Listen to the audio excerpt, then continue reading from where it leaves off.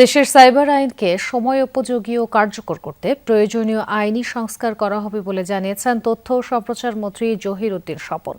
সেই লক্ষ্যে আইনজীবীদের কাছ থেকে দ্রুত মতামত ও প্রয়োজনীয় পদক্ষেপ নেবে সরকার।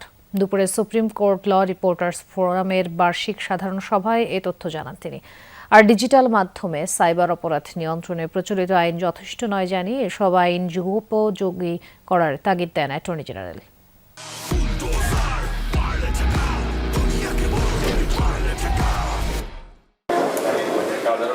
সুপ্রিম কোর্ট ল রিপোর্টার্স ফোরামের বার্ষিক সাধারণ সভা। অতিথি তথ্য ও সম্প্রচার মন্ত্রী Zahiruddin Swapan, attorney general, senior আইনজীবী ও সংশ্লিষ্ট ব্যক্তিরা। সভায় আদালত কক্ষে সাংবাদিকদের প্রবেশের সুযোগ দেওয়ার আহ্বান জানান বক্তারা।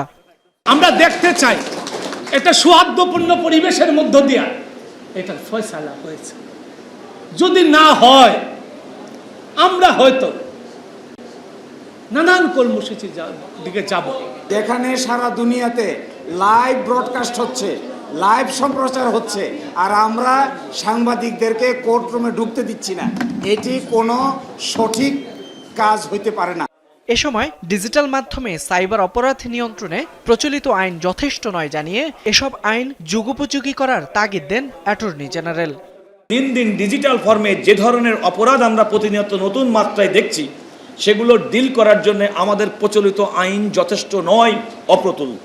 সেকেলে এটাকে আপডেট করতে হবে। দেশের সাইবার আইনকে যুগোপযোগী ও আরও কার্যকর করতে সরকার কাজ করছে বলে জানান তথ্য ও সম্প্রচার মন্ত্রী। প্রয়োজনীয় আইনি সংস্কার এবং রূপান্তর প্রক্রিয়ার সঙ্গে সামঞ্জস্য করে এটাকে অ্যাপ্লিকেবল করা, এটাকে ডুয়েবল করা, এটাকে ওয়ার্কেবল করা, এর জন্য যে পরামর্শগুলি সেগুলি আপনাদের কাছ থেকে নেয়ার জন্য আমরা আপনাদের দ্বারস্থ হব। সভা শেষে কার্যক্রম নিষিদ্ধ আওয়ামী লীগের পক্ষে গণমাধ্যমে বয়ান তৈরি প্রসঙ্গে মন্ত্রী সাংবাদিকদের জানান, এমনটা করতে গিয়ে যদি কেউ প্রচলিত আইন লঙ্ঘন করেন তাহলে তার বিরুদ্ধে আইন অনুযায়ী ব্যবস্থা নেওয়া হবে। কোনো ঘটনা দুর্ঘটনার পক্ষে যারা বয়ান তৈরি করেন তাদের প্রতি জনগণ কী দৃষ্টিভঙ্গি পোষণ করবে এটি জনগণের বিষয়। আর কেউ যদি আইন লঙ্ঘন করেন তাহলে আইন তার নিজের গতিতে চলবে।